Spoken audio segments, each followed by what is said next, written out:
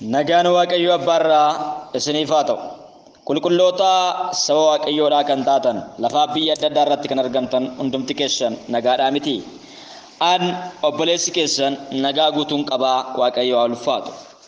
Ni nagaa nuuf kennee yeroo kanatti immoo iyyuu akka wal barsiifnu akka walirraa barannuuf karaa dhugaa irra ta'e irratti akka wal deebisnuuf inni nu gargaaree Waaqayyo maqaan isaa kan ulfaate haa ta'u. Egaa walii wajjiniin barachaa jirra. Barumsi kun irratti qophaa'ee kan isiniif dhiyaatu waldaa nuti ijoollee kakuuti isa jedhu irratti galannii fi ulfinni Yesuusidhaaf haa ta'u. Akkasumas immoo sheerii ta'ee tokko isin dhaqqabu hundumti keessanuyyuu sagalee kanaan jajjabina guddaa akka argattan barumsa kanas immoo itti nuufufi jettanii karaa keessaa namoonni baay'een keessan akkanatti dubbachaa jirtan dhaga'ee jira jechuudha. Anis immoo barumsichi barumsa itti fufaa qabudha. Galanni ulfinni Yesuusidhaaf haa ta'u. Har'a immoo kutaa sadaffaa isaa qabadhee dhiyaadheera. Galanni ulfinni Yesuusidhaaf haa ta'u. Isaadhaa kanarratti dhumarratti waan an kadhadhuu fi sagalee kana amma dhumaatti akka dhaggeeffattan jaalala Waaqayyootiin isin gaafadha. Inumaayyuu lallaba tokko waan dhumaatti hin dhaggeeffattan yoo ta'e hin dhaggeeffatina. Hamma dhumaatti yoo dhaggeeffatin bu'aa isaa irraan argattanis waan inni jedhu isiniif hin galu. Hamma dhumaatti dhaggeeffadha. Gooftaan baraaf jireenya keessan haa eebbisu. Egaa barumsa keenya hadhaas walii wajjin itti fufnaa. Galanni ulfinni Yesuusidhaaf haa ta'u. Gooftaadhaaf galanni guddaan haa ta'u. Deemsa kiristaanummaa kutaa sadaffaa. Galannii fi ulfinni Yesuusidhaaf haa ta'u. Deemsa kiristaanummaa kutaa sadaffaa irratti walii wajjiniin ilaalla. Kutaa tokkoof lama Galaatiyaa keessaa walii wajjin ilaalleerra. Hadha Galaatiyaa keessaa baanee lafa biraatii walii wajjin ilaalla jechuudha. Galanni ulfinni Yesuusidhaaf haa ta'u. Kutaa sadaffaa kana immoo kan laallu dargaggeessota irratti xiyyeeffannoo kenneetan jechuudha kan laallu. Galanni fi ulfinni Yesuusidhaaf haa ta'u. Deemsa kiristaanummaa kiristaanni dargaggoonni kiristaanotaa deemsa isaaniitiin Waaqayyoon gammachiisuu hin danda'u. Eeyyeen hin danda'u. Galanni ulfinni Yesuusidhaaf haa ta'u. Akkamitti danda'u isa jedhuuf immoo barsiisa sagalee Waaqayyoo keessaan walii wajjin ilaalla jechuudha.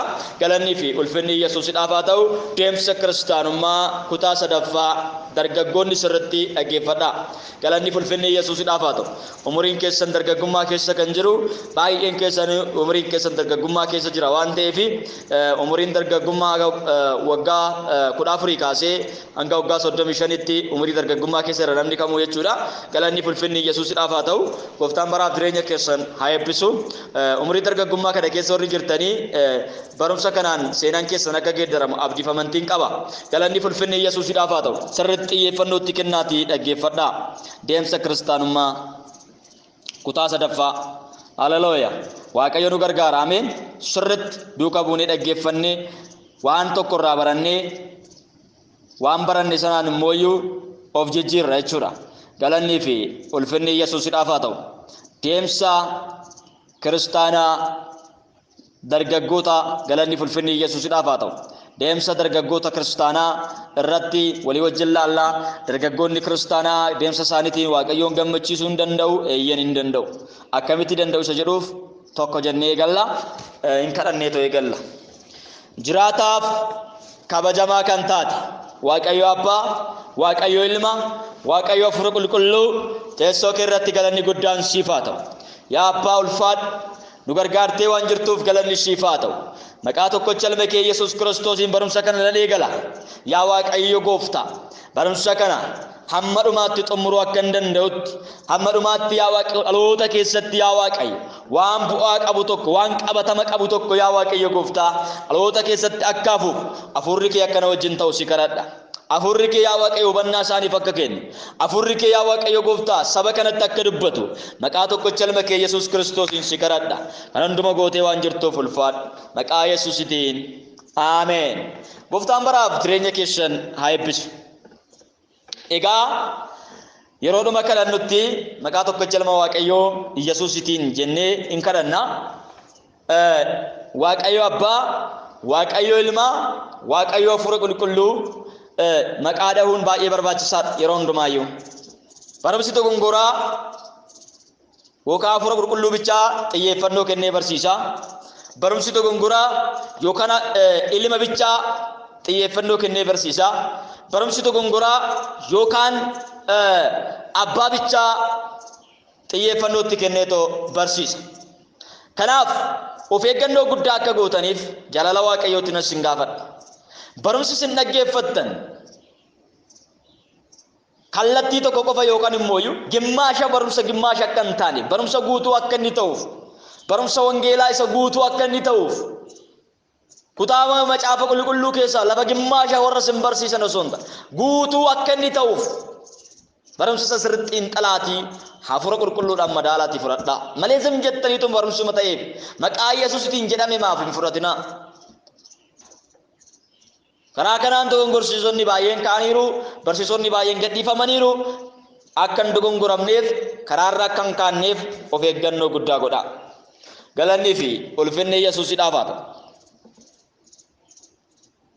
Yesuus maqaan isaa kan eebbifame haa ta'u. Kanaaf maqaa Abbaatti Ilmaatti kan Hafuura Qulqulluutti amanan yoo ta'e isaan sun kan Kiristoos akka isaan hin taane jala sarareessitti hima isinitti hima. Galanni ulfinni Yesuusidhaaf haa ta'u. Egaa deemsa kiristaanummaa kutaa sadaffaa keessatti dargaggoota irratti xiyyeeffannoo kennine ilaalla jenneerra. Faarsaa Daawit 119 lakkoofsa 9 irraa walii wajjin in ilaalla. Akkas jedha. Dargaggeessi maaliin adeemsa isaa qullaa'ummaatti eeguu danda'a jedhee gaafii gaafata. Dargaggeessi maaliin yoo maal godhee yoo akkamitti deemee yoo akkamitti socho'ee yoo akkamitti adeemsa isaa itti fufee qullaa'ummaa isaa yookaan qulqullummaa isaa eeggachuu danda'a. Karaa isaa sirreeffachuu danda'a. Yoo karaa kamiin deemee jireenya bara baraa argachuu danda'a. Akkamitti yoo deemee gooftaa wajjin wal arguu danda'a. Akkamitti yoo deemee Yesuusii wajjin wal arguu danda'a. Karaa kamiin yoo deemee Yesuusin argachuu danda'a. Karaa kamiin yoo deemee Yesuusin gammachiisuu danda'a. Karaa kamiin yoo deemee gooftaan isatti gammaduu danda'a. Adeemsi isaa yoo maal ta'e qulqullummaatti jiraachuu danda'a. Akkam yoo ta'e xuraa'ummaa keessaa ba'uu danda'a. Akkam yoo ta'e biyya lafaa irraa adda ba'uu danda'a jedhee gaafii gaafata. Galanni ulfinni Yesuusidhaaf haa ta'u. Deebii kenneera caafanni qulqullaa'an. Dargaggeessi tokko dargaggummaa isaa keessatti bara dargaggummaa isaa keessatti yeroo dargaggummaa isaa keessatti yeroo humna qabutti yeroo dandeettii qabutti yeroo simboo qabutti yeroo bifa qabutti yeroo miidhagina qabutti yeroo dandeettii qabutti jireenya isaatiin adeemsa isaatiin deddeebii isaatiin dubbannaa isaatiin hojii isaatiin Waaqayyoon gammachiisuu hin danda'a.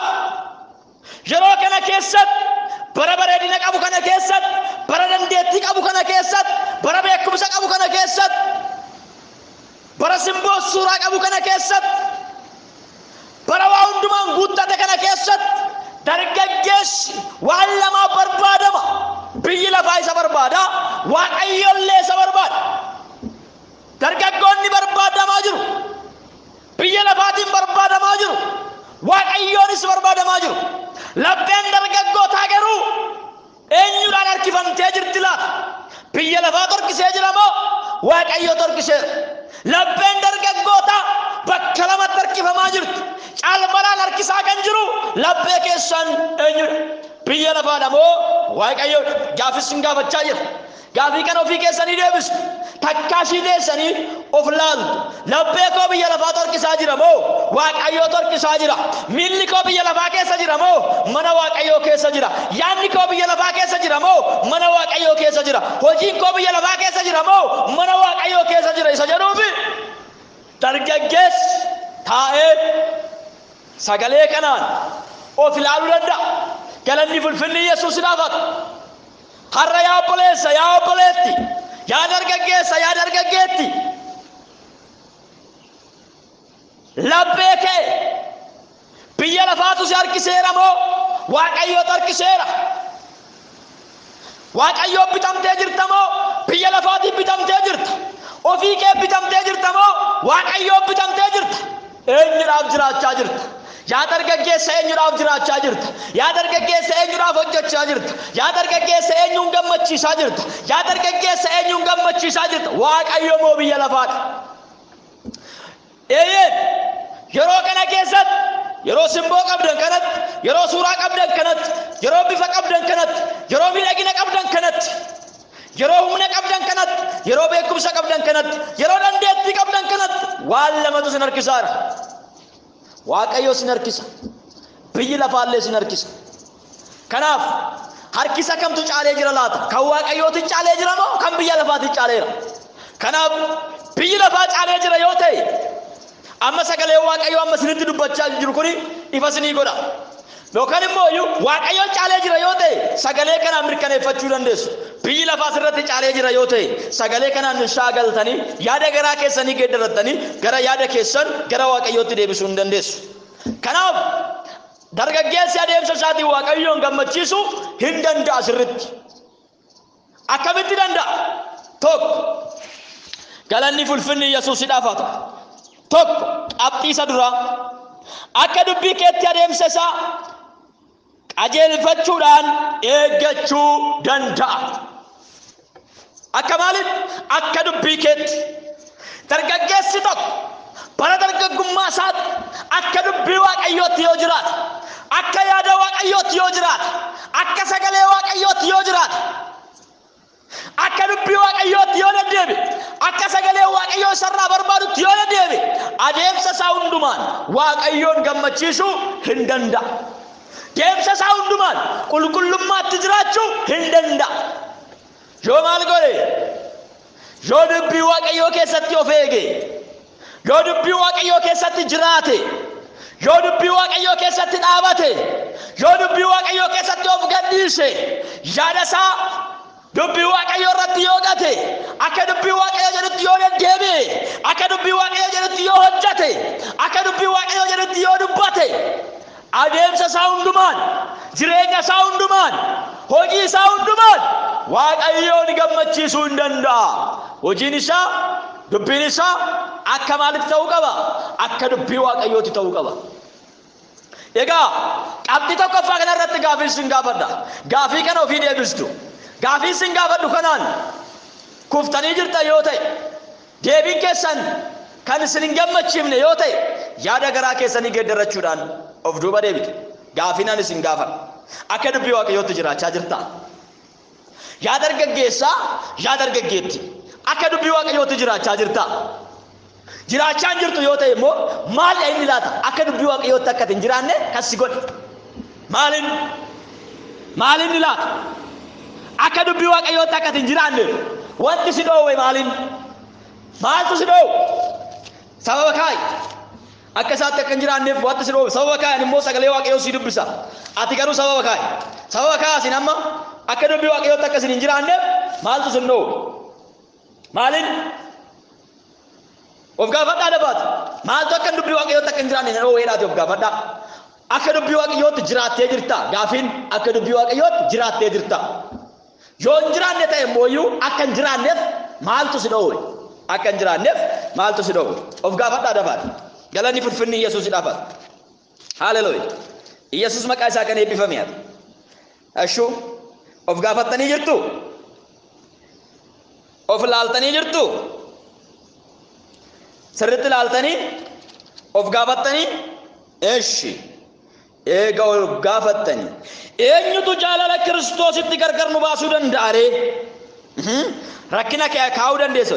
Kanatu akkatti jiraachuu na dhoowwe, kanatu gooftatti jiraachuu na dhoowwe, kanatu gooftatti na jiraachuu na dhoowwe, kanatu gooftatti jiraachuu na dhoowwe jettanii sababa kaa'uu dandeessu. Sababa keessaniif deebii macaafa qulqulluu irraa isinii deebisa. Roomee 8:34 35 irraa kaasati. Eenyutu jaalala Kiristoositti gargar nu baasa ree? Gidiraan yookiis muddamni ajatamuun, beelli yookiis qullaa ta'uun, sodaachifamuun yookiis billaan gargar muramuun yookaan gargar baafamuun hin danda'a ree? Hin danda'u. Eenyutu jaalala Kiristoositti gargar si baasa? Eenyutu adeemsa kee Kiristoos irraa adda si baasuu danda'a? Hin jiru jedha. Gadi siqee yoo laallu immoo ergamaa yoo ta'e, ergamaa waaqarraa dhufe yoo ta'e iyyuu jaalala Kiristoositti gargar nu baasuu hin danda'u.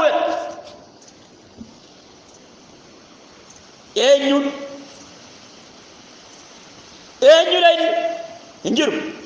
duuni jireenyi ergamoonni waaqa irraa warri wanti waaqa keessaa boo qaban jedhamanii sodaataman wanti amma jiru wanti dhufuuf jiru hundinuus wanti humna agarsiisu danda'u jaalala waaqayyootti gargar nu baasuu hin danda'u. gargar nu baasuu hin danda'u. jaalala isaatti gargar nu baasuu hin danda'u. akka dubbii waaqayyootti jiraachaa jirtaa hin jirtu yoo ta'e waan sidaan geesse kana sana jettee tarreessuu dandeessu sidaan geessuu hin danda'u. si dhoowwuu hin danda'u. si dhaabuu hin danda'u. ofii keetii yoo dhaabatte malee si dhaabuu hin danda'u. ofii keetii yoo dhiiste malee inni si qabee si dhaabuu hin danda'u. jaalala waaqayyootti irraa si dhaabuu hin danda'u. akka dubbii waaqayyootti akka hin jiraanneef si gochuu hin danda'u. yoo ati ofii keetii dabarsitee of laatte malee si hin danda'u. si mokkora malee si hin danda'u. naannoo kee marsee aada malee si hin danda'u. si hin danda'u. galanni fulfinni Yesuus dhaabata. dabarsitaniitti of hin laatina. hin laafina. mormituu keessa nafootti hin laafina. waaqayyo si wajjiniin jira. qabxiin duraa maalidha? adeemsa isaa hundumaan akka dubbii waaqayyootti deemuudhaan akka dubbii waaqayyootti dubbachuudhaan akka dubbii waaqayyootti uffachuudhaan akka dubbii waaqayyootti nyaachuudhaan akka dubbii waaqayyootti hojjechuudhaan akka dubbii waaqayyootti jiraachuudhaan dargaggeessi adeemsa isaa gooftaa keessatti eeggachuu hin danda'a. adeemsa isaatiin waaqayyoon gammachiisuu hin danda'a. deemsa keenyaan deemsa kiristaanummaa keenya waaqayyoon gammachiisuu barbaanne maal gochuu qabna? ejjannoon keenya bu'uurri keenya maddi keenya maalidha? sagalee waaqayyo. kan irraa dhalanne sagalee waaqayyo, kan ittiin jiraachaa jirru sagalee waaqayyo, kan ittiin jireenya bara baratti galu sagalee waaqayyooti. kana beeka. sagalee waaqayyo raajii caalu, sagalee waaqayyo barsiisaa caalu, sagalee waaqayyo humna caalu. sagalee waaqayyootiin dhalanne, sagalee waaqayyootiin guddanne, sagalee waaqayyootiin jireenya bara baraatti galla. galanni fulfinni Yesuus dhaabata. kanaaf sagalee waaqayyootiin adeemsa isaa maal gochuu danda'a? eeggachuu danda'a nuun jedha. kana irraa sin barsiisaa jiru faarsaa Daawit 119 lakkoofsa 9 keessaan baanee gammaattu jechuudha. maal jedha? akka dubbii keetti adeemsa isaa qajeelfachuudhaan eeggachuu danda'a. akka maaliif? akka dubbii waaqayyootti ofiisaa eegguudhaan waaqayyoon gammachiisuu hin danda'a. hin dandeessaa jechuusa. hin dandeessu obboleessa koo obboleettii koo. eeyyen bara dargaggummaa keessatti waaqayyoon gammachiisuu hin dandeessu. sababa baay'ee kaaya. sababni isin keessan immoo kufaa akka ta'e macaafa qulqulluu keessaa baasee isinitti himeera. sababa kamuu qabattee yoo sababa kamiinuyyuu fudhataman qabu sababni ati dhiyeessitu. hin dandeessa. waan hin dandeenye qambara hin dandeenye nurra hin keenye Yesuus. dhaggeeffadha. qambara nuti hin dandeenye Yesuus nurra hin keenye. wangeela Maatiyos boqonnaa 11 lakkoofsa 28 irra dhaqanii yoo dubbistanii isin ba'aan kan isinitti ulfaata hundinuu gara kiyya koottaa arga jedhee booda ani isinan boqochiisaa nuun jedhe. saniin booda gad isittanii yoo dubbistanii waanjoo koo fudhadhaatii baadhaa ba'aan namni naaf jedhee too baatu salphaadha ulfaatadha hin jenne. waanjoon waaqayyoo salphaadha. dubbiin waaqayyootti jiraachuun salphaadha ulfaataa miti. hin danda'udha namni tokko cubbuu kiyyaafuu hin danda'udha. cubbuu keetiis dubbannaa keetii waaqayyoon gaddisiisuunis deemsa keetii waaqayyoon gaddisiisuunis hojii keetii waaqayyoon gaddisiisuunis dhiisuu qabda. inni iftu yoo taate kan waaqayyoo ta'uu hin dandeessu. waaqayyo naa gargaaru malee ani hin danda'udha namni tokko ofii keetii dhiisuu qabda. yoo ati dhiiste waaqayyo si gargaara. ati kan dhibnetti waaqayyo si gargaaru. ati dhiisuu qabda duraan dursite. libimmidii keessa biyya lafaa kana, hojii keessa biyya lafaa kana, karoora keessa biyya lafaa kana, deddeebii keessa biyya lafaa kana, haala adeemsa biyya lafaa kana dhiisuu qabda. gaafa ati dhiiste humni waaqayyoo si gargaara. gaafa ati irraa adda baate humni waaqayyoo si gargaara. gaafa ati waan kanarraa adda baate humni waaqayyoo si gargaara. humna waaqayyoo isa si gargaaru, humna waaqayyoo isa si wajjin ta'u hin gaddisiisin. ofii keetii irraa deemuu didde irraa deebii. yoo ati irraa deebite humni waaqaa si gargaara. hafuurri waaqayyoo si gargaara, si wajjin ta'a. dhiisuu hin dandeessa. Waanjoon Kiristoos waanjoo salphaadha. Ba'aan Kiristoos nurra kaa'e ba'aa salphaadha. Ba'aa baachuu dandeenyudha. Ba'aa seexanaayyuu baachaa turre. Waanjoo seexanaa isa ulfaataa sanaa baachaa turre. Qambara seexanaa isa ulfaataa sanaa baachaa turre. Akka dubbii seexanaatti, akka yaada seexanaatti jiraachuudhaaf, akka hojii seexanaatti jiraachuudhaaf, akka hojii biyya lafaa kanaatti jiraachuudhaaf waanjoo biyya lafaa ulfaataa sanuuyyuu baachaa turreerra. Har'a garuu Kiristoos waanjoo salphinaa nurraa cabsee, waanjoo rakkinaa nurraa cabsee, waanjoo ulfinaa nurra kaa'ee, waanjoo salphaa ta'e, waanjoo ulfaanne, waanjoo namatti tolu nurra kaa'ee, ba'aa kanaaf nu isa nurra kaa'ee kan ammoo nuti baachuu dadhabne Waaqayyoo gam nutti gaddalaata. Ba'aa salphaadha kan biyya lafaa sanuu ulfaataa sanaa baachaa turre. Obboleessa koo obboleettii koo yaa dargaggeessa yaa dargaggeetti adeemsa keetiin Waaqayyoon gammachiisuu hin dandeessa. Jireenya keetiin Waaqayyoon gammachiisuu hin dandeessa. Kanaaf ba'aa Waaqayyo sirra kaa'e ba'aa salphaadha. Hin atin erga sin jedhe hin atin, hin sobiin erga sin jedhe hin sobiin, hin sagaagalin erga sin jedhe hin sagaagalin, hin acabarbarin erga sin jedhe hin acabarbarin, walitti hin makin erga sin jedhe walitti hin makin, hin goyoomsin erga sin jedhe hin goyoomsin. Maa wal maktee jiraatta. Biddeena irra nyaattee bultuuf hin makin. Waggaa 80 lafa kanarra jiraachuudhaaf hin makin. Hin deemta gaaf tokko jireenya bara baraa jiraachuudhaaf, waggaa bara baraa jiraachuudhaaf, waggaa daangaa hin qabne jiraachuudhaaf hin deemta. Waggaa daangaa hin qabne, bara daangaa hin qabne san dhabuurra waggaa 80 amma biyya lafarraa qabu kana dhabuu wayya. Gatiin qabu.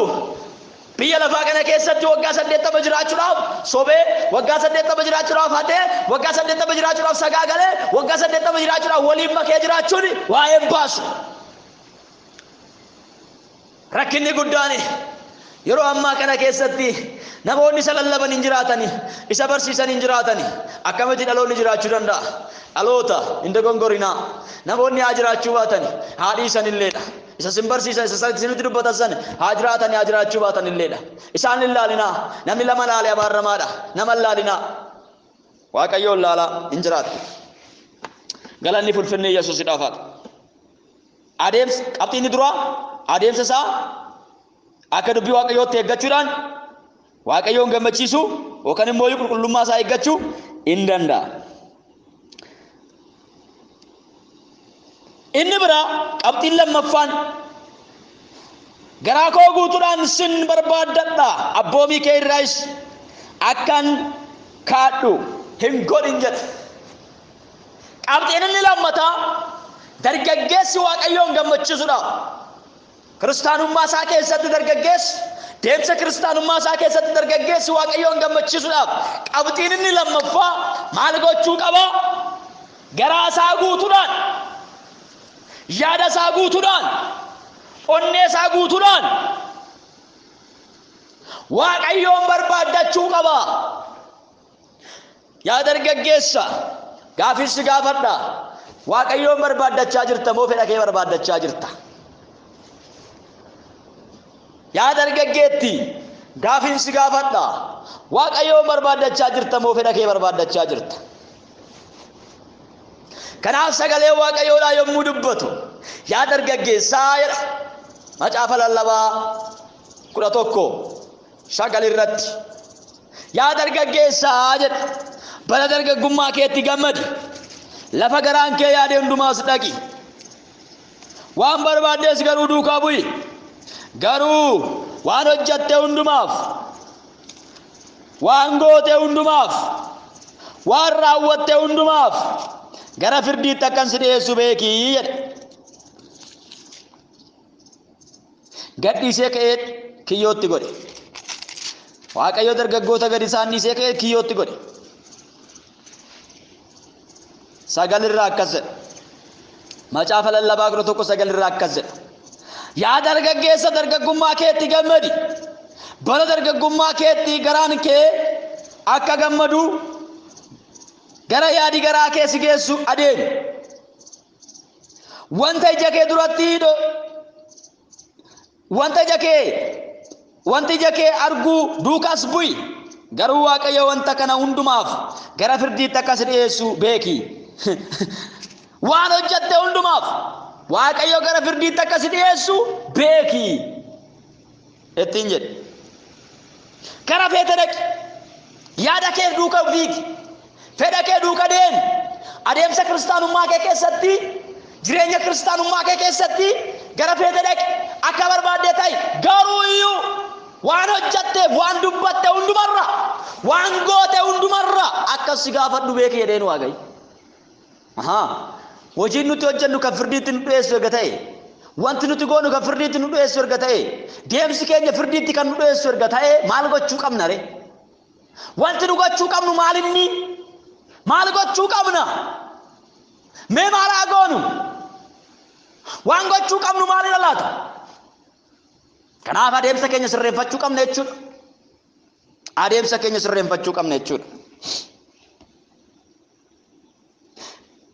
garaa keenya guutuudhaan biyya lafaa barbaadu osoo hin taane fedha keenya duukaa deemuu osoo hin taane yaada keenya duukaa deemuu osoo hin taane garaa keenya guutuudhaan Waaqayyoon barbaaddachuudha qabxiin inni lammaffaa garaa isaa guutuudhaan Waaqayyoon barbaaddachuudhaan fuula Waaqayyootti Waaqayyoon gammachiisee adeemsa kiristaanummaa isaa keessatti Waaqayyoon gammachiisee jireenya bara baraatti galuu hin danda'a.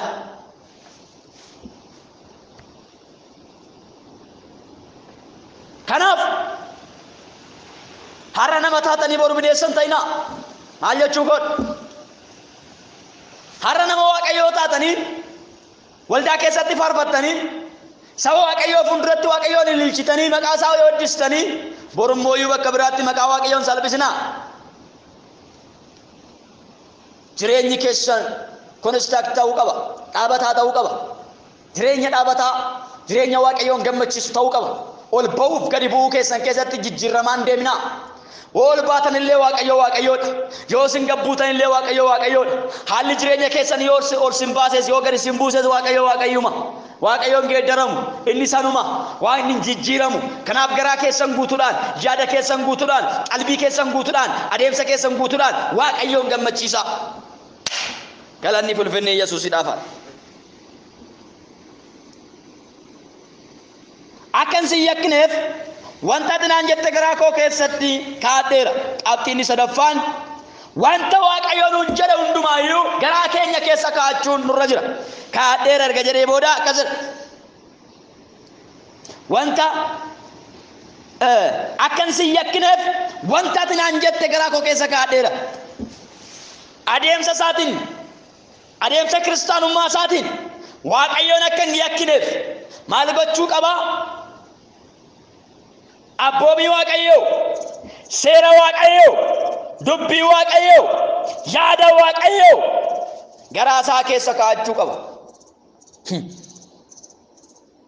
wanta Waaqayyoo isaan jedhe sana garaa isaa keessa kaa'achuu qaba Waaqayyoon ati erga jedheeni ishee san garaa keessatti qabatee deemuu qaba hin sobiin erga jedheeni garaa keessatti qabatee deemuu qaba wanta Waaqayyoo isaan jedhe sana irraanfachuu hin qabu wanta Waaqayyoo isatti dubbate sana irraanfachuu hin qabu wanta Waaqayyoo isaan jedhe sana irraanfachuu hin qabu waan Waaqayyoon nuun jedheen irraanfanna yoo ta'e waan Waaqayyoon nutti dubbate irraanfanna yoo ta'e Waaqayyoon gammachiisuu hin dandeenyu akka hin yakkineef jedhe wanta ati naan jette garaa koo keessatti hin caafadha wanta ati naan jette qabadhee tan deema hin dagadhu jechaa jira galanni ulfinni Yesuusidhaaf dargaggoonni qabxii meeqa irraatti jira qabxii sadaffaa irratti dargaggoonni maal gochuu qabu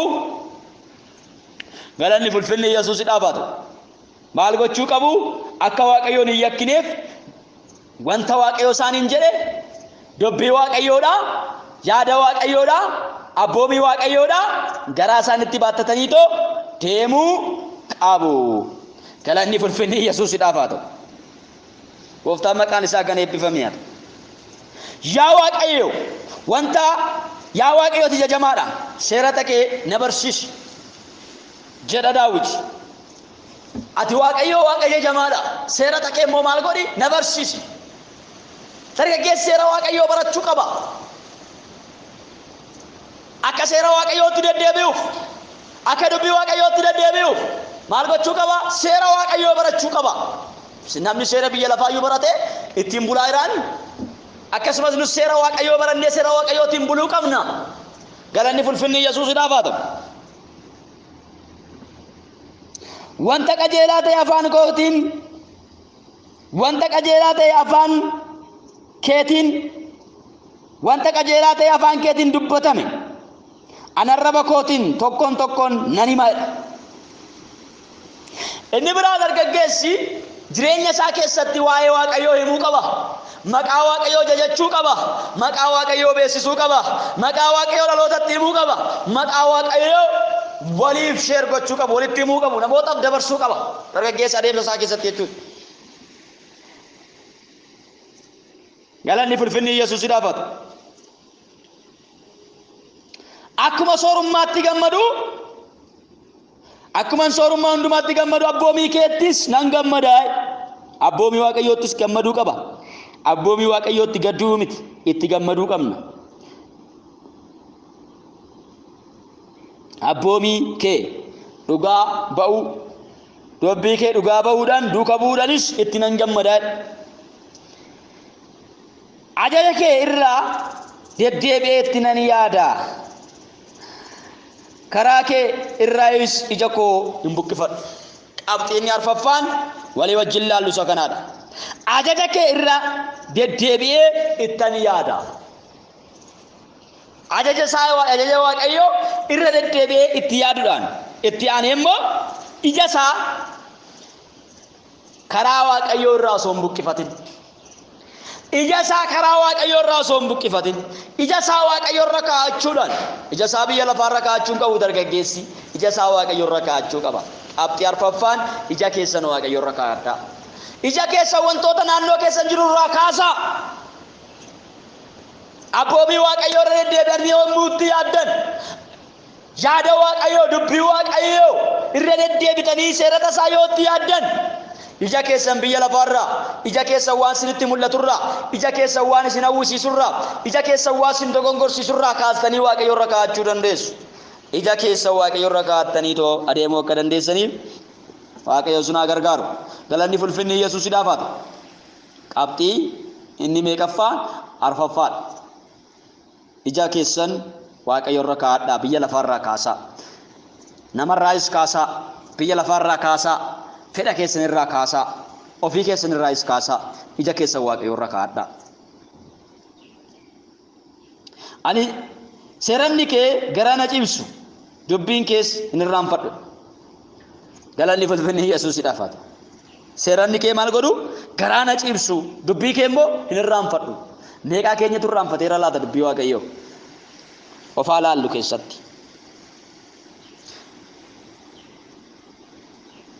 Garbicha keef wanta gaarii godhi.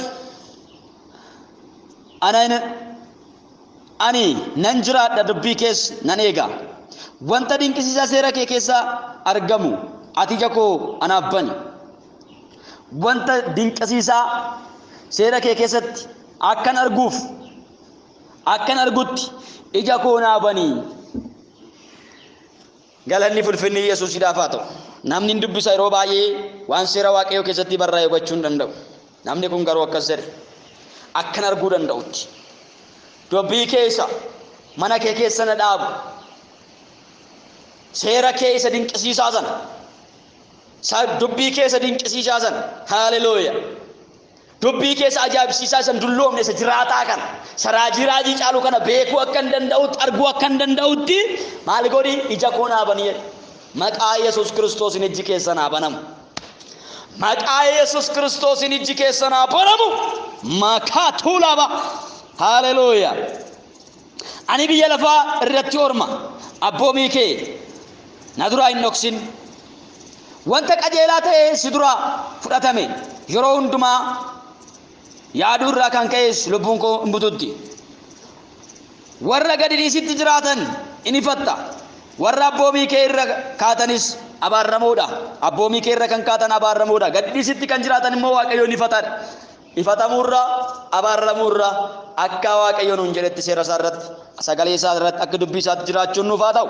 Galanni fulfinni Yesuusiidhaaf haa ta'u. Abboomii siif dhugaa ba'u eegeera. Ati ga'oo tuffii anarraa fuudhi. Gurguddoonni ta'anii ana irratti yommuu dubbatan iyyuu garbicha kee seera kee irra deddeebi'eetti nan yaada. Abboomii siif dhugaa ba'us abboomii siif dhugaa ba'an garaana cimsuu isaan gorsituu kootiidha.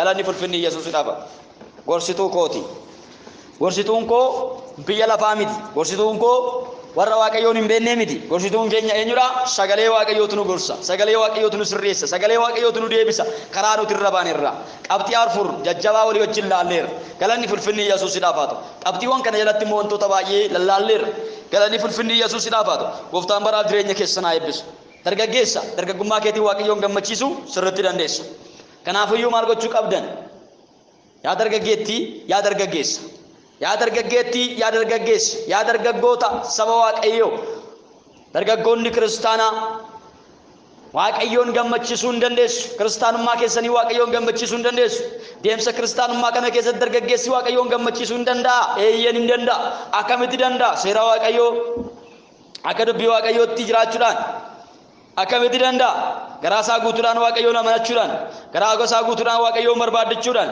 akkamitti danda'a jennee akka sayyakkineef dubbii waaqayyoo garaa isaa keessa kaa'achuudhaan jennee laalleer galanni fulfinni Yesuusidhaaf qabxiiwwan afur jajjabaa laalleer qabxiiwwan arfan kana jalatti waan baay'ee walitti dubbanneer kanaaf baay'ee akkasin gaafatee fi baay'ee akkasinitti dhagame beekamaadha hadharraa kaastanii yaada garaa keessanii geeddarattanii waaqayyoon gammachiisuu hin dandeessu hadharraa kaastanii yaada garaa keessanii geeddarattanii gara waaqayyootti deebi'uu hin dandeessu hadharraa kaastanii waaqayyoo wajjin deemsa keessan itti fufuu hin dandeessu galanni fulfinni Yesuusidhaaf haa ta'u egaa waaqayyoo waa malee gara keessan hin dhufne waa malee anan iyyisiisi waa malee barumsa kanas immoo kan immoo waa malee waaqayyoon eegalle waan badeetu jira waan tabalaasheetu jira dargaggeessa karaa waaqayyootu irraa goreetu jira dargaggeessa dubbii waaqayyoo irraa affateetu jira dargaggeessa akkuma barbaadetti deddeebi'aa jirutu jira dargaggeessa deemsa isaatiin biyya lafaa gammachiisaa jirutu jira dargaggeessa biyya lafaa keessa galeetu jira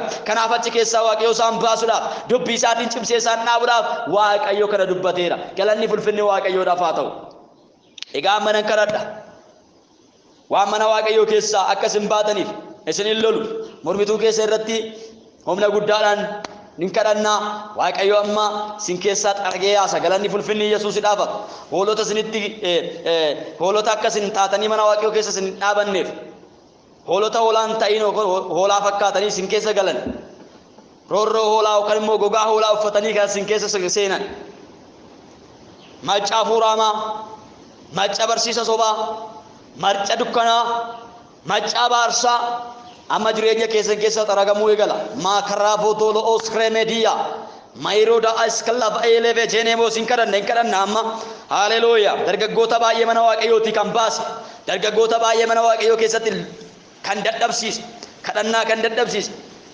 tajaajila kan dadhabsiise mana waaqayyoo keessatti osoo jiran dadhabanii kan jiran dargaggeessa dargaggeettii dadhabdanii jirtan amma maakiraaba ijoolleen umriin keessan dargaggummaa keessa jiru waggaa 14 kaasee haga waggaa 35 jidduu kana keessatti baay'ee rakkachaa kan jirtan amma wanti cabuu qabu sinirraa caba maakiraaba jaaladoonaamos ana wajjiniin kadhata kana kadhachuudhaaf qophaa'a meekiraaba iklava televedii laboos qophaa'a mayirooda isklava jeenaamos haleluuya haleluuya hey Rapa klaba dinamos mila bala ija sani cufee kan jiru ija keessan cufee kan jiru akkasin ilaalle diina keessan akkasin agarre isin nyaachuu sinitti dhufe akkasin agarre ija keessan qabee kan sin goyyoomsaa jiru ija keessan qabee ulfina waaqayyoo sin keessaa maxxaxaa kan jiru gottotee of duubatti kasin deebisaa jiru kadhannaa keessan nyaatee kan jiru eebba keessan nyaatee kan jiru jilba keessan nyaatee kan jiru humna keessan nyaatee kan jiru gaa'ila keessan nyaatee kan jiru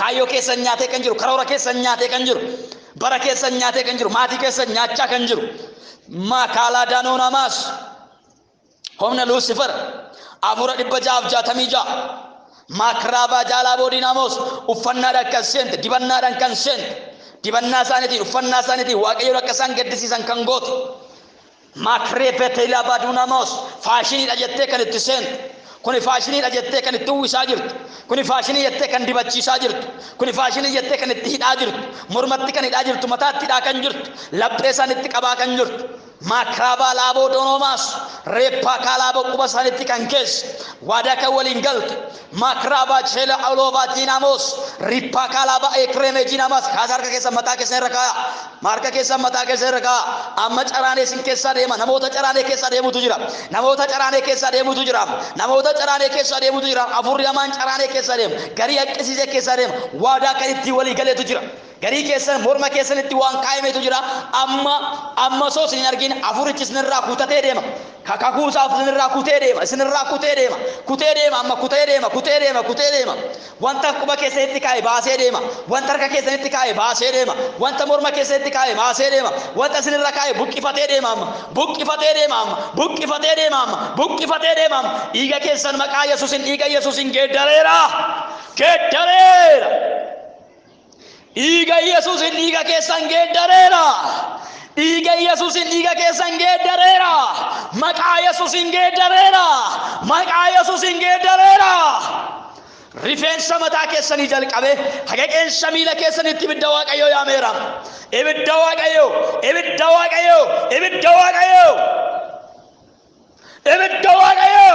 piila bala bos ibidda Waaqayyoo Aragamu kan qabu jireenya keessan keessa hin taragama buqqa'uu kan qabu hin buqqaa diigamuu kan qabu hin diigama yaa harka waaqa makalabo dinamos gola sanjiran lafa sanjiran ibidda Waaqayyoon qabeera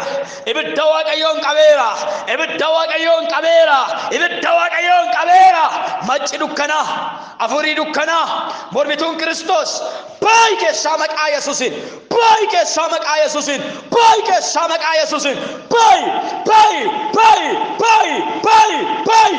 nagaa isaanii qabdee kan jirtu jireenya isaanii qabdee kan jirtu maatii isaanii qabdee kan jirtu sammuu isaanii qabdee kan jirtu amma faashinii jettee uffata adda addaa kan itti uwwiste morma isaaniitti keessee kan jirtu harka isaaniitti keessee kan jirtu baasii maqaa Yesuusin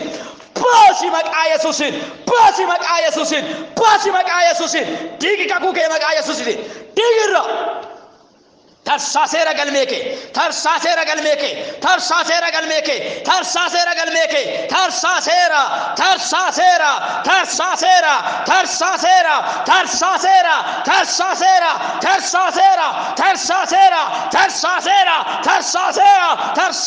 maqaa Yesuusin tarsaayirraa maqaa Yesuus Kiristoosin tarsaayirraa maqaa Yesuusin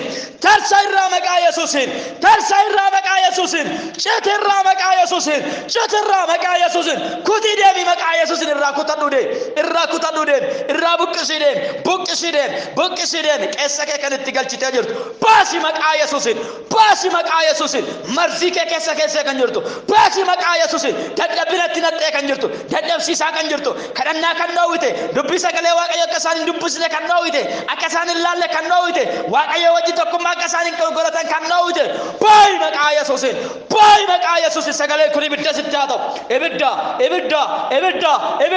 ibidda rifeensa sammuu isaanii jalqabee haga qeensa miila isaaniitti ibidda Waaqayyoo gadhiiseera kufi maqaa Yesuusin kufi keessa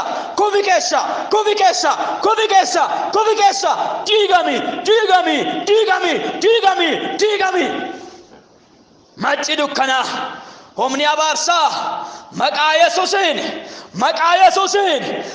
Yesuusin sammuu dhalootaa qabdee kan jirtu nagaa dhalootaa qabdee kan jirtu eebba dhalootaa qabdee kan jirtu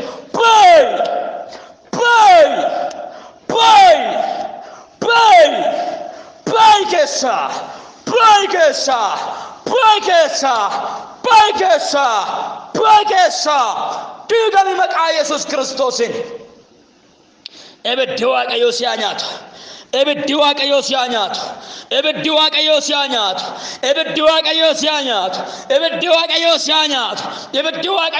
nyaatu nagaa isaanii nyaachaa kan jirtu eebba isaanii nyaachaa kan jirtu nagaa isaanii qabdee kan jirtu jireenya isaanii qabdee kan jirtu kaayyoo isaanii qabdee kan jirtu karoora isaanii qabdee kan jirtu maqaa Yesuusin sin ajaja baay'ee keessa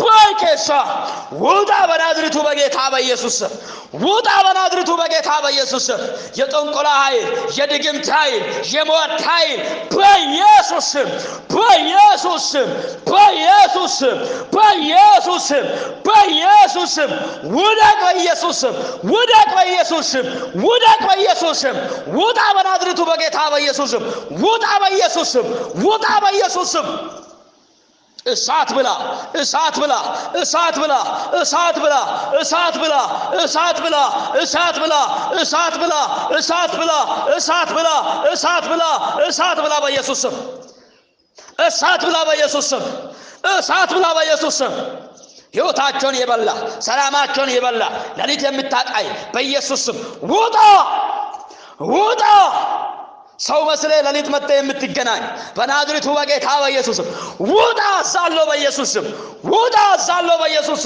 ውጣ አዛለው በኢየሱስ ነመፈካት ያልካ ወጅን ከንቡልቱ በፈካት ያልካ እንደርሳ ከንቡልቱ ጃዌ ፈካት እንደርሳ ከንቡልቱ መቃ ኢየሱስ ክርስቶስ ናና ሳኒ ጅራቴ እንደርሳ ከንጅርቱ ኦላ ሳንቴ ሰሎ እንደርሳ ከንጅርቱ ጅሬኛ ሳኒቲ ወልመክቴ እንደርሳ ከንጅርቱ መነተን ኬሳ እንደርሳ ከንጅርቱ ዋና ዳዳት ፍዴ እንደርሳ ከንጅርቱ ባይ መቃ ኢየሱስ ጫቢ መቃ ኢየሱስ ጫቢ መቃ ኢየሱስ ጫቢ መቃ ኢየሱስ እብደ ክርስቶስ ረካይራ ሳሙ ሳይረ ብደካይራ ጅሬኛ ሳይረ ብደካይራ ዲገሳኒ ገደረራ መቃ ኢየሱስን እንዳንደሱ መቃ ኢየሱስን እንዳንደሱ መቃ ኢየሱስን እንዳንደሱ ጫራኒ ደብከሳ ዳፍ ዳፍ ዳፍ ዳፍ ዳፍ ይብደኛ ዳፍ ገሳሌም ዳፍ ገሳሌም ዳፍ ገሳሌም ዳፍ ገሳሌም ይብደዋቃ ሲያኛቱ ነጋሳኒ ቀብዴ ከንጅርቱ ጅሬኛ ሳኒ ቀብዴ ከንጅርቱ ካዮ ሳኒ ቀብዴ ከንጅርቱ በረሳኒ ቀብዴ ከንጅርቱ ኤበሳኒ ቀብዴ ከንጅርቱ ሆጂ ሳኒ ቀብዴ ከንጅርቱ ባይ ከሳ መቃ ኢየሱስ ክርስቶስ ገዳሜ ሰቲ መረምቴ ከንታ ጅርቱ ገዳሜ ሰቲ መረምቴ ታ ከንጅርቱ ገዳሜ ሰቲ መረምቴ ከንታ ቻርቱ ተና ኬሰ ሳኒ ደምተኛ ቻ ከንጅርቱ ፉኛን ሳኒ ኬሰ ደምተኛ ቻ ከንጅርቱ መታ ሳኒ ኬሰ ደምቴ ወስሳ ከንጅርቱ ሪፌሰ መታ ሳኒ ወስሳ ከንጅርቱ አዋረ መታት ከነጠ ሶሚ አዳዳት ከንጡጥ አመ መቃ ኢየሱስ ክርስቶስ ባይከሳ ፉለሳኒ ኩኩቻ ከንጅርቱ ፉለሳኒ ኩኩታ ከንጅርቱ ሆስሳ ከንጅርቱ ኢትያ ከንጅርቱ ኢቤ አዳዳ ሩክበ ቆዳ ፈካቴ አራርጂኪ ፈካቴ ኢትቀንሰንተ ባይ መቃ ኢየሱስን ባይ መቃ ኢየሱስን ባይ መቃ ኢየሱስን ዋን ዲበተኒን ዋን ኡፈተኒን ጅሬኛ ሳኒ ቀብዴ ከንጅርቱ ነጋ ሳኒ ቀብዴ ከንጅርቱ አመ መቃ ኢየሱስ ክርስቶስን ባይ ከሳ መቃ ኢየሱስን ባይ ከሳ መቃ ኢየሱስን ባይ ከሳ መቃ ኢየሱስን ባይ እበደው አቃሲያኛቱ እበደው አቃሲያኛቱ እምባቱ ምልቄ እምባቱ እበደው አቃሲያታ ምልቄ ከሰት ነፍቱ ሚልቄ ዳሎታ ከነ ከሰት ነፍቱ ሚልቄ ጆሌ ከነ ከሰት ነፍቱ አመ ብዲ ዋቃሲ ቀበራ ሀርኪ ዋቀዮ ሲቀበራ ሀርኪ ዋቀዮ ሲቀበራ ሄናፍቱ መቃ ኢየሱስን ጠረጋሚ ደሚ ከሳ ሀቄ ሲዚ ከሳ ደሚ ገራቻት ገልተ ከንጅርቱ ገዳሜ ሰት ገልተ ከንጅርቱ ማሪማን ሳኒ ቀብዴ ከንጅርቱ ለጴት ረከቴ ከንጅርቱ ጠረጋሚ ከሳ ሀቄ ሲዚ ከሳ ደሚ ሀቄ ሲዚ ከሳ ደሚ ሀቄ ሲዚ ከሳ ደሚ ባይ ከሳ ሆጂ ከዲጌራ መቃ ኢየሱስ እንዲጌራ መቃ ኢየሱስ እንዲጌራ መቃ ኢየሱስ እንዲጌራ መቃ ኢየሱስ እንዲጌራ ዲጌራ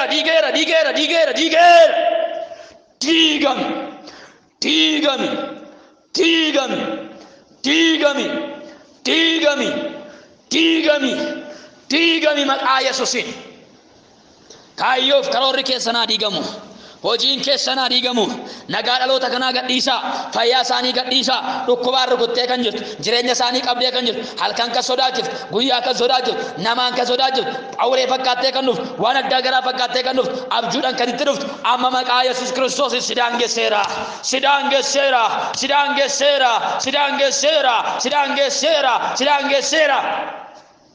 maqaa Yesuus Kiristoos nanajaja amma dhukkubsachaa kan jiran ciisaa kan jiran rakkina adda addaa kan qaban dhukkuba adda addaa kan qaban amma maqaa Yesuus Kiristoositti bilisabaa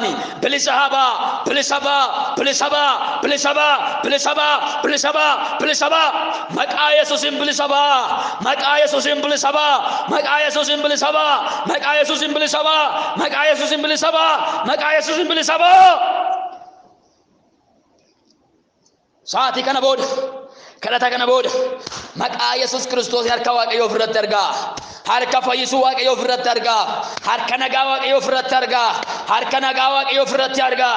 Bilisa baa maqaa Yesuusiin, waan sin qaberraa bilisa baa, waan jireenya keessan jeeqaa jiru keessaa bilisa baa, maqaa Yesuusiin bilisa baa, maqaa Yesuusiin bilisa baa.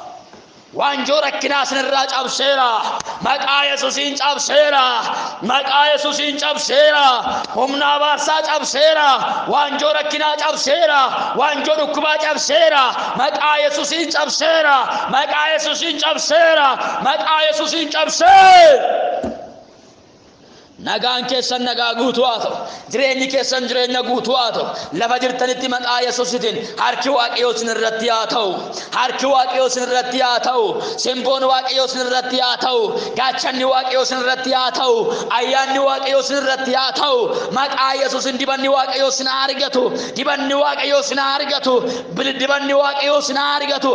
Abbaa, amma namoota afurri hamaan keessaa caraanee deeme, afurri kee maqaa Yesuusiin itti haa galu, afurri kee isaan keessatti haa jiraatu, afurri kee isaan keessatti haa hojjetu, afurri kee isaan keessatti haa kakaasu, afura keetiin isaan dammaqsi, afura keetiin haa guutamani, ayyaana keetiin haa guutamani, maqaa keetiin haa dibamani, maqaa keetiin haa dibamani, faarsadhaan haa dibamani, wangeelaawummaadhaan haa dibamani, maqaa ilma kee Yesuus raajummaadhaan haa dibamani, afura gorsaatiin haa dibamani, afura sodaa Waaqayyootiin haa dibamani, maqaa ilma kee Yesuusiin haa dibamani.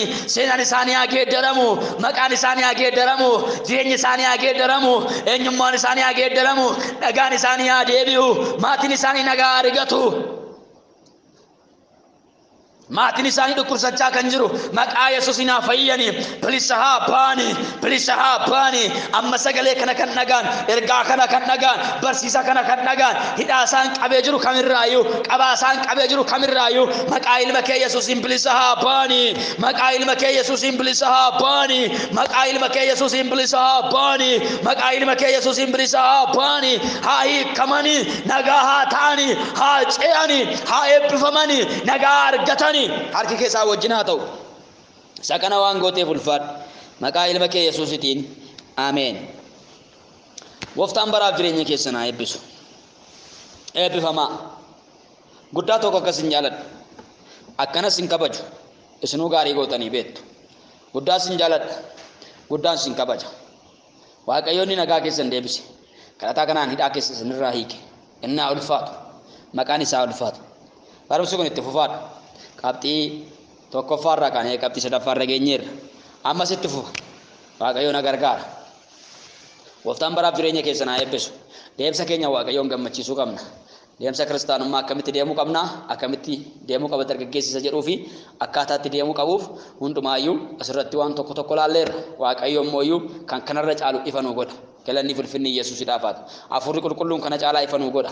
Afurri qulqulluun kana caalaa hubannaa nuu kenna. Gooftaan baraaf jireenya keessan haa eebbisu. Barri keessan jireenyi keessan haa eebbifamu. Guddaa tokko sin jaaladha. Guddaa tokko sin kabaja. Akkasin kabajuus sin jaaladhu isinuu gaarii gootanii beektu. Gooftaan bara keessan haa eebbisu. Eebbifamaayi, eebbifamaayi. Egaa sagalee kana sheerii waliif godhaa. Waliif daddabarsaa. Namoonni sagalee kana dhaggeeffatan sagalee kun akkasin naqabuuf anaan dubbisuu barbaadu yoo barbaaddanii sagaleen kun akkasin naqabu yeroo hundumaa argachuu barbaaddanii anaan dubbisuu qabdu jechuudha. Galanni ulfinni Yesuusidhaaf haa ta'u. Gooftaan baraaf jireenya keessan haa eebbisu. Yoo na dubbistan sagalechan argattu jechuudha. Maaliif al tokko namoota boomaala koo keessa hundumaafuu gisee tokko waan erguuf jechuudha. Namoota hundumaaf waan erguuf karaa keessaa waan erguufi barumsichi sin jala darbuu hin danda'u jechuudha. Gooftaan baraaf jireenya keessan haa eebbisu. Eebbifamaayi. Ani kaleedha jettanii maqaa keessan beeksisuu yoo beeksiftanii barumsan barbaade yookaan immoo kadhannaas nan barbaade yoo ta'an achumaan itti isiniif ufa jechuudha. Galanni ulfinni Yesuusidhaaf haa ta'u. Gooftaan baraaf jireenya keessan haa eebbisu. Eebbifamaayi. Gooftaan bara keessan haa eebbisu. Lakkoofsa kiyya qabadhaayi. Lakkoofsi bilbila kiyyaa duwwaa 9 12 99 10 49 yoo ta'an ana obboleessa keessan gammachuu argachuu dandeessu. Gooftaan baraaf jireenya keessan haa eebbisu. Eebbifamaayi. Barri keessan haa eebbifamu. Sagalee kana sheerii walii godhaa. Warri dhaggeeffattanii jettani ofii keessan itti eebbifamtanii obboleessa keessaniif hin dabarsitan yoo ta'an isin warra of jaalatan taatu. Adaraa keessan of hin jaalatina. Ofumaa keessanii dhaggeeffattanii ni isina. Warra kaaniif illee dabarsaa. Galanni ulfinni Yesuusidhaaf haa ta'u. Waldaa irratti tajaajilee qofa osoo hin taane samanaa baay'eedhaaf karaa keessatti nan ergaaf maaliif namoonni hundumtuuyyuu sirriitti dhagaanii yaada garaa isaanii geeddaratanii gooftaa wajjin akka isaan ta'an waan an barbaaduuf jechuudha. Sheerii waliif godhaa, waliif daddabarsaa. Namni itti eebbifamu galanni ulfinni Yesuusidhaaf haa ta'u. Namni itti eebbifamu, namni itti jijjiiramu waldaa kam keessa jiraachuu dandeessu, bakka kamuu jiraachuu dandeessu. Sagalee Waaqayyoo garuu tokkodha. Galanni ulfinni Yesuusidhaaf haa ta'u. Kanaaf sagalee Waaqayyoo isa tokko ta'e kana waliif sheer godhaa, waliif daddabarsaa, itti fayyaa, itti hiikamaa, nagaatti argadhaa. Gooftaan biraa jireenya keessan haa eebbisu. Baay'ee tokko sin jaaladha. Sagalee kana dhaggeeffattanii kan na eebbistan hundumti keessanuu ameen jedhee fudhadheera. Galanni ulfinni Yesuusidhaaf haa ta'u. Akkasuma immoo karaa keessaa namoonni seentanii na eebbistan jirtu. Yommuu isin na eebbistan waan ameen hin jenneef waan hin fudhanne isinitti hin fakkaatina. Maaliif namoota hundumaaf ameen jedhee barreessee deebisuudhaaf yeroon nan ga'u waan ta'eef. Laaletuman ameen jedhee fudhadhee cal'isa malee. Yaada addaa yoo ta'e malee isiniif hin deebisu waan ta'eef ameen jedheetuman fudhadhee cal'isa. Gooftaan biraa jireenya keessan haa eebbisu. Wanti eebbi keessan, wanti isin eebbiftan hundumtuu maqaa Yesuus Kiristoositiin naaf haa ta'u. Ameen jedhee fudhadheera. Isinis Waaqayyo isin haa eebbisu. Eebbifamaa, warri na eebbistan eebbifamaa, barri keessan kan eebbifame haa ta'u. Hundumti keessan Waaqayyo isin haa eebbisu. Ayyaanni Waaqayyo isiniif haa baay'atu. Ijji keessan haa banamu. Gooftaan isin haa eebbisu. Guddaa tokko isin jaaladha. Akka isin jaaladhuuf isin kabaju isinuu gaarii gootanii beektu. Shaaloom, shaaloom, ijoollee Waaqayyoodha. Gooftaan isin haa eebbisu. Nagaan Waaqayyo isin faana haa ta'u. Eebbifamaa, eebbifamaa.